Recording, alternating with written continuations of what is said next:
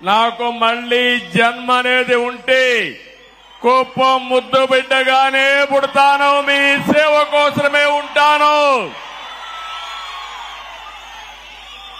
అలాంటి అరుదైన అనుభవం ఈ నియోజకవర్గం. ఈసారి ఎన్నికలు జరిగాయి.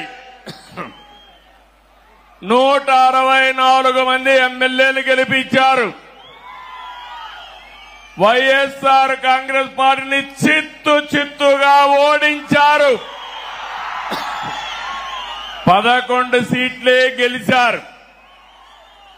అంటే ప్రజాస్వామ్యంలో ఎవరైనా సరే విర్రవీగితే ఇదే గతి పడుతుందని ప్రజలు నిరూపించారని చెప్పి నేను మీ అందరికీ తెలియజేస్తున్నా.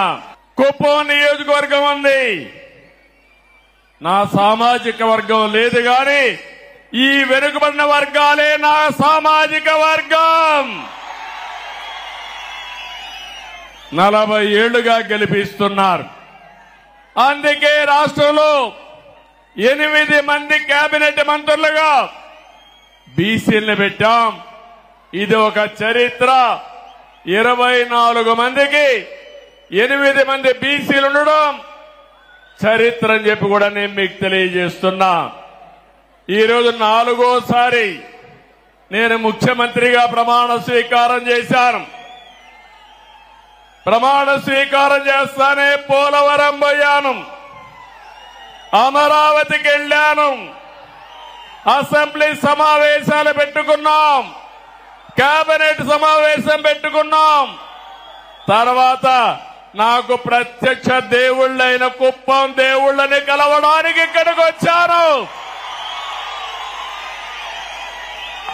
ఇక్కడి నుంచి ప్రజాక్షేత్రానికి వెళతాను. వెళ్లే ముందు మీ ఆశీస్సులు తీసుకోవాలని, మీ అందరితో కలిసి మాట్లాడాలని, మిమ్మల్ని చూడాలనే ఉద్దేశంతోనే నేను ఇక్కడికి వచ్చాను. నేను ఈరోజు ఒకే ఒక విషయం మీ అందరికీ విజ్ఞప్తి చేస్తున్నాను. నేను మీకు రుణపడి ఉన్నాను. 5 ఏళ్లలో మీ రుణం తీర్చుకుంటానని మరొక్కసారి మీ అందరికీ హామీ ఇస్తున్నా, వాగ్దానం ఇస్తున్నా. అన్ని విధాలా అభివృద్ధి చేస్తాను.